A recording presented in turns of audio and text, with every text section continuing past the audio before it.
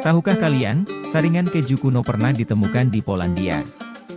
Para arkeolog menduga umur saringan tersebut sudah ada sejak 7.500 tahun lalu, yang menandakan umur dari keberadaan keju di dunia.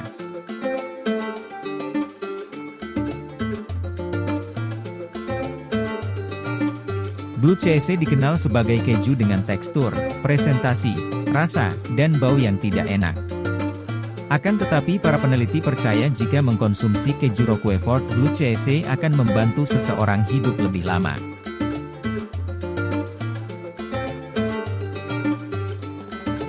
Penelitian tahun 2005, menunjukkan bahwa mengkonsumsi keju saat 30 menit sebelum tidur bisa membuat tidur lebih nyenyak.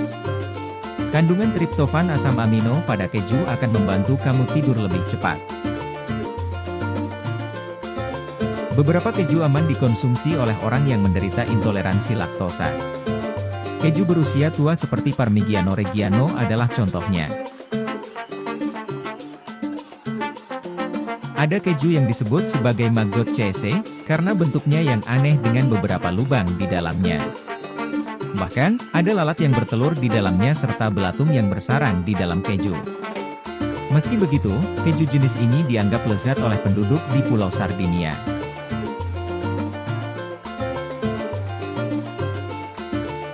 Pada kesempatan kali ini, tim Yuk Cari Tahu akan memperlihatkan ke kalian bagaimana proses pembuatan produk olahan dari susu sapi, yaitu keju.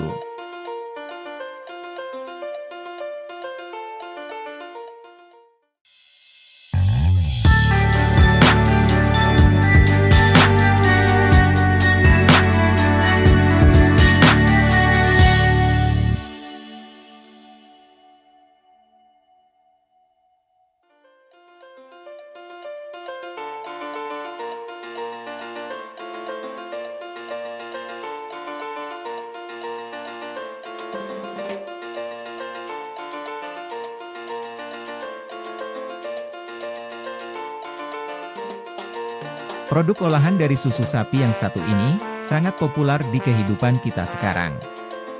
Di Indonesia sendiri, walaupun bukan sebagai negara menghasilkan keju, seperti Italia, Swiss, Prancis, dan lain sebagainya, tetapi bukan berarti masyarakat Indonesia akan kesulitan dalam menemukan keju.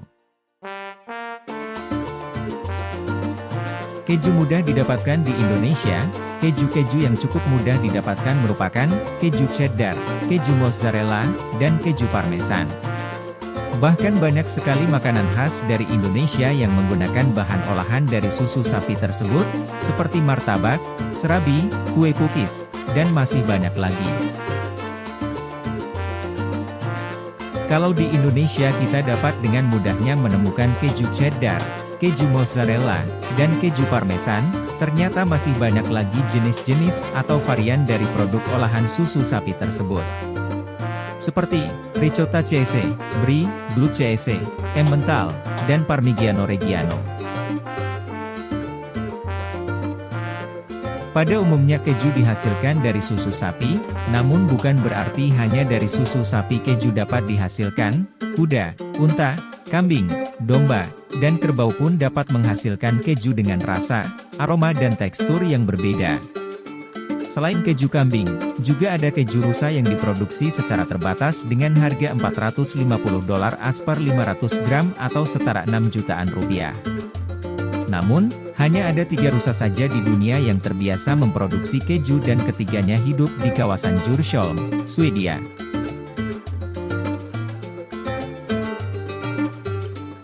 Untuk negara Amerika dan benua Eropa, keju dengan harga termahal yang cukup populer, yaitu keju asal Italia, yang bernama Parmigiano Reggiano. Keju tersebut berbentuk lingkaran, layaknya sebuah roda dan memiliki berat hingga 32 kg, dapat dibanderol mulai dari harga 19 juta rupiah. Dengan hal itu keju Parmigiano Reggiano dinobatkan sebagai keju termahal yang ada di dunia. Selain negara Italia, negara Swiss juga memiliki keju khasnya sendiri. Keju itu bernama Emmental, yang memiliki bentuk hampir sama dengan keju Parmigiano Reggiano, yaitu menyerupai roda, dan yang membedakannya adalah lubang-lubang yang ada di dalam lapisan keju tersebut.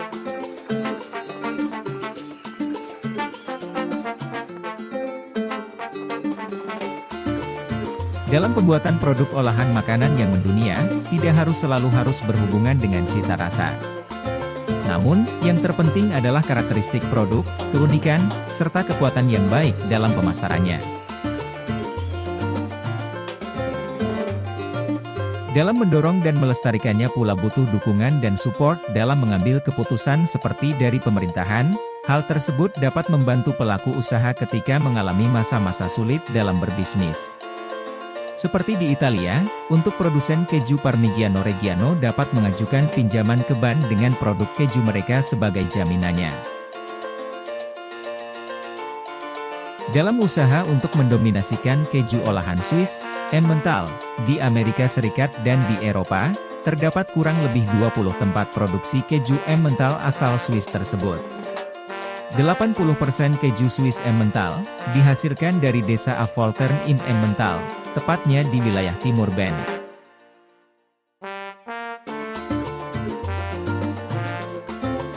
Di Affoltern in Emmental sendiri terdapat lebih dari 150 produsen keju Swiss Emmental. Nama Emmental diambil dari sungai terdekat desa tersebut yang bernama Emmen, dan kata Tal berarti lembah dalam bahasa Jerman.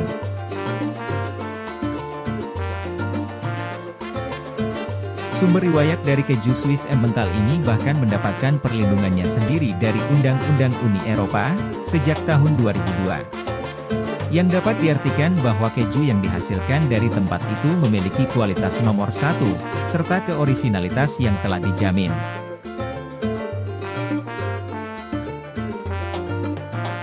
Dengan hal itu, dalam pembuatan keju Swiss Emmental itu harus memenuhi syarat-syarat khusus terlebih dahulu, seperti susu yang diproses harus didapatkan dari peternakan sapi perah, yang tidak kurang dari 20 km dari tempat keju diproduksi. Serta, keju juga harus diproduksi dari susu yang masih mentah dan masih segar. Produksi keju akan dimulai ketika peternak sapi perah mengantarkan susu mereka ke tempat produksi keju. Selanjutnya, susu yang baru sampai akan dipanaskan hingga mencapai suhu 32 derajat Celcius. Setelah susu dipanaskan, para pekerja akan memasukkan bakteri rennet ke dalam susu, lalu mencampurnya hingga rata. Ketika sudah tercampur, para pekerja tetap harus menunggu bakteri sampai bereaksi dengan membuat hubungan kepada lemak dan protein yang terkandung dalam susu. Setelah susu sudah terlihat menggumpal, para pekerja akan memotongnya dengan ukuran 4 mm hingga 6 mm. Para pekerja akan lanjut mencampurkannya, hingga campuran susu tersebut akan semakin panas seiring berjalannya waktu, hingga 53 derajat Celcius. Setelah pencampuran selesai, para pekerja akan memeriksa apakah gumpalan dari susu tersebut sudah sempurna secara tekstur. Setelah gumpalan dirasa sudah sempurna, para pekerja akan memisahkan gumpalan susu tersebut dari air dengan menggunakan kain khusus, lalu menempelkannya ke cetakan.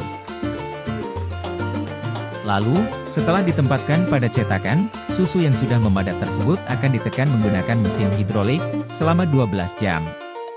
Ketika sudah melewati 12 jam, pekerja akan mulai memberikan label seri, dan akan menekan keju tersebut lagi menggunakan mesin untuk 12 jam selanjutnya. Lalu, ketika sudah melewati 12 jam berikutnya, keju yang sudah berbentuk roda akan dibawa ke ruang bawah tanah yang lembab. Keju tersebut akan disimpan selama kurang lebih 8 bulan, di suhu ruang 22 derajat Celcius. Dengan melakukan hal tersebut, keju akan memiliki rasa yang manis dan tekstur yang lembut. Kemudian, alasan dibalik lubang-lubang yang ada di dalam keju yang terkenal, adalah karena lubang keju ini tercipta oleh reaksi dalam bakteri setelah 1 bulan dalam penyimpanan.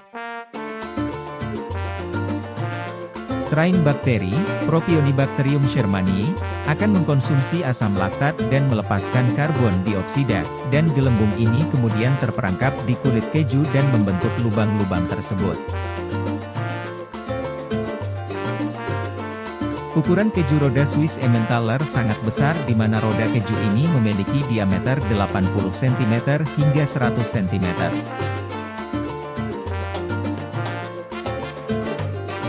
Roda keju ini juga, setidaknya memiliki berat 75 kg dengan harga bisa mencapai lebih dari 20 juta rupiah per satu roda keju.